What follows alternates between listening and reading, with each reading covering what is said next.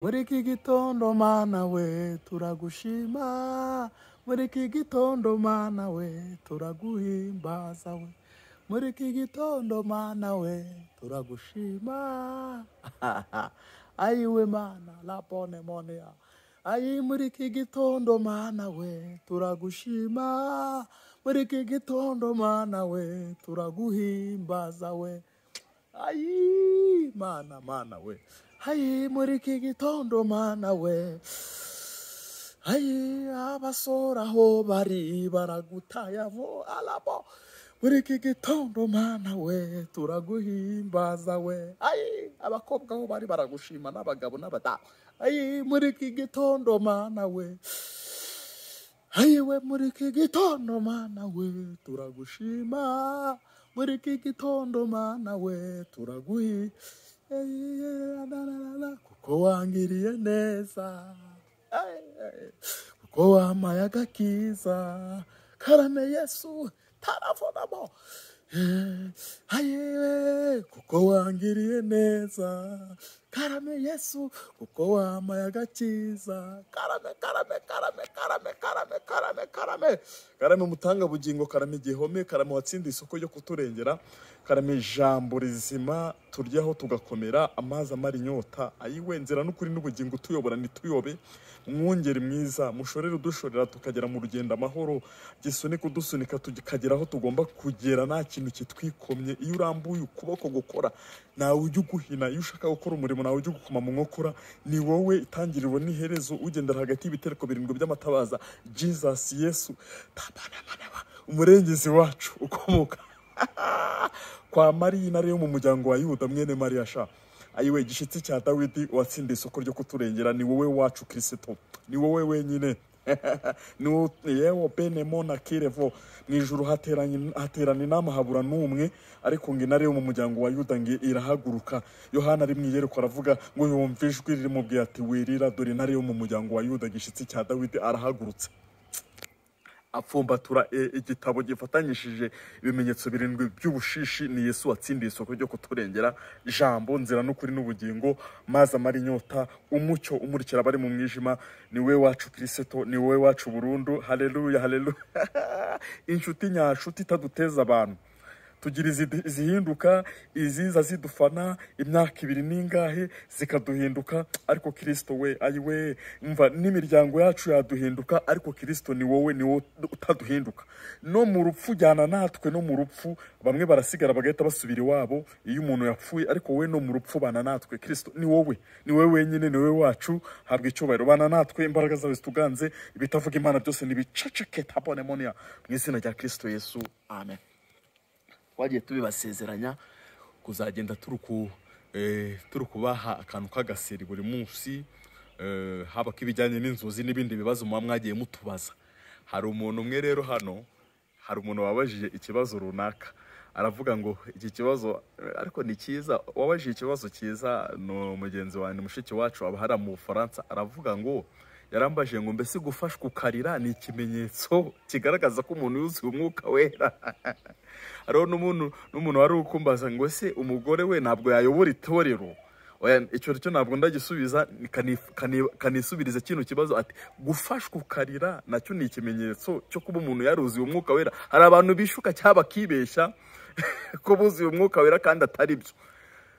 Ngiye kubabwira rero kimwe mu kimenyetso simusiga kigaragaza ko umuntu yuzuye umwuka wera. Iki edebo de kestavo kitarabone mo ketayavos, ikimenyetso bibiri yigaragaza ko umuntu yuzuye umwuka wera. Nshuti zanjye mwese aho muri, ndabakunda cyane abaherereye mu bihugu bitandukanye, mukimara kubona ibiganiro hano mujye mushiyaringa no kubandi nabo bumve bino bintu we, nimubyihererane. Abashaka kumvugisha, kongera inama, kudutera inkunga, kugira bino byose bijye bigenda biboneka neza, muri kubona ko turi kwiyaranja, 0784149984 niyo nkoresha kuri WhatsApp no mu bundi buryo bwose, yanditseho Imana ya Karamade. Imana ibaho umugisha, kandi hari abantu baba bagiye banyandikira inbox, Imana ibaho umugisha rwose, bari kumbwira ati turabikurikira turi kumwe, Imana ibaho umugisha. Ikimenyetso kigaragaza ko wuzuye mwuka wera ni iki? Kugira ntuzajye wishuka ngo wimahoroneze wumva ati nk'uyu wambaje ati gufashwa ukarira nicyo kimenyetso kigaragaza, oya ni ukubeshya. Aho dushireho towa ntabwo ari byo. Hariho n'abatigita bakazabitigisa, ibyo nabyo ntabwo ari byo, kuko nanjye ibyo nabiciyemo nkazajya nitigisa nkavara nkamanuka hariya nahe nawuzura. Hari nabumva utuntu tw'udushagararira, ubushagararira kumva muri wowe, hari nabumva umuriro, ibyo n'ibimenyetso, oya ibyo nabyo ntabwo ari ibimenyetso. Taraboketa, dusome ijambo ry'Imana mu Byakozwe n'Intumwa ibice 2 guhera ku murongo wa kangahe wa mbere.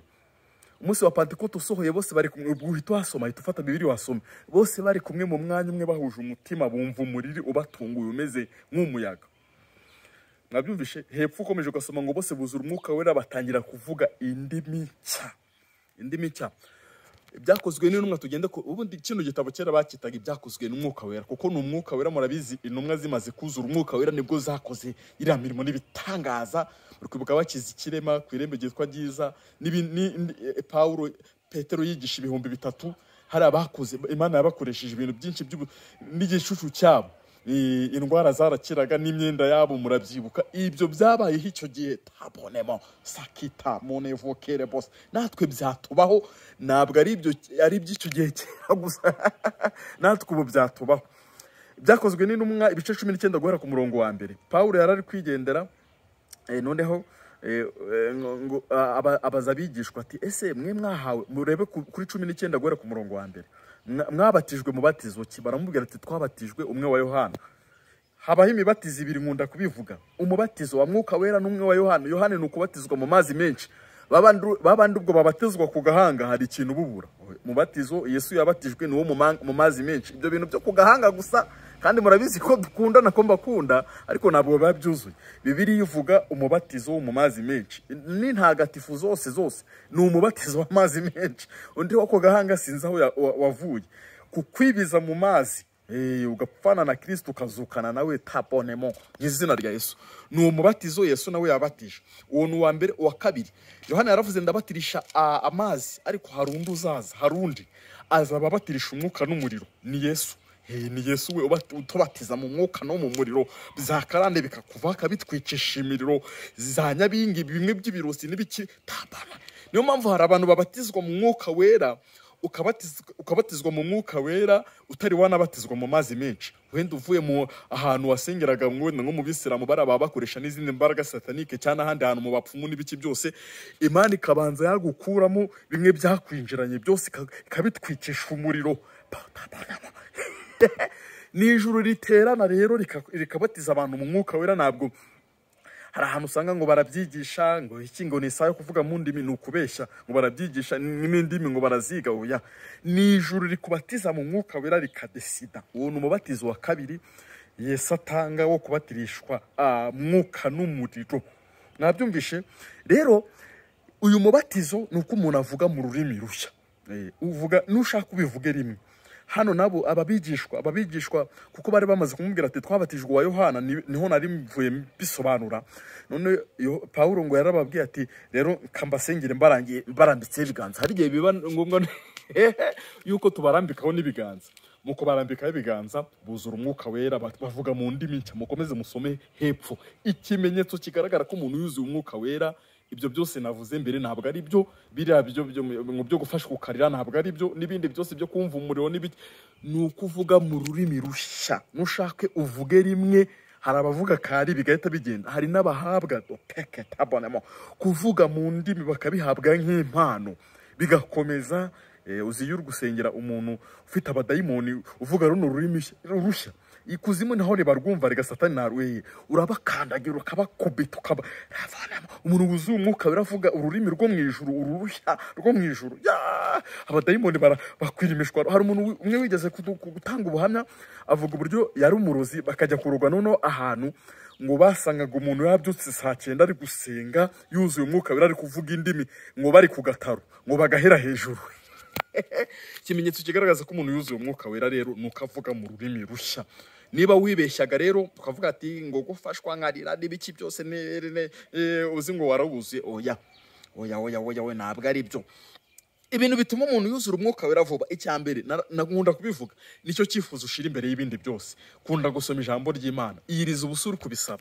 mwabyumvishe bisengere cyane ujye wumva n'inyigisho zijyanye na mwuka wera ubundi wera imbuto zikwiriye abihanye nyine uba umukristo nyawe ugenda nk'uhetse amagi nk'uwigengesereye ibindi byose nubisengera muri ubwo buryo amanyanga yose ukayareka umva umwuka wera ni isezerano ryacu n'abana bacu twese biratubwiye ntabwo ari bya pasiteri gusa ntabwo ari by'umuntu runaka ni isezerano ryacu n'abana bacu n'abazaza mwuzure umwuka wera uwuzuye ntabwo bakwigisha ngo kora ibi umwuka wera arakwigisha ni umuyobozi atugira inama atwibira no ku mabanga atubwira n'ibyenda kubaho atubwira n'iby'amateka aduha amakuru atari ivumbi utakura kuri BBC umwuka wera bayaduha akakubwira ibiguhiga umwuka wera kutamugira n'ukunyagwa zikahera abakristo batuzi umwuka wera muba mumeze nk'ibice rebo enevo yuzuye umwuka wera niho uba wuzuye neza mwakire neza ijambo ry'Imana Imana ibahe umugisha shalom shalom shalom shalom shalom shalom shalom amen.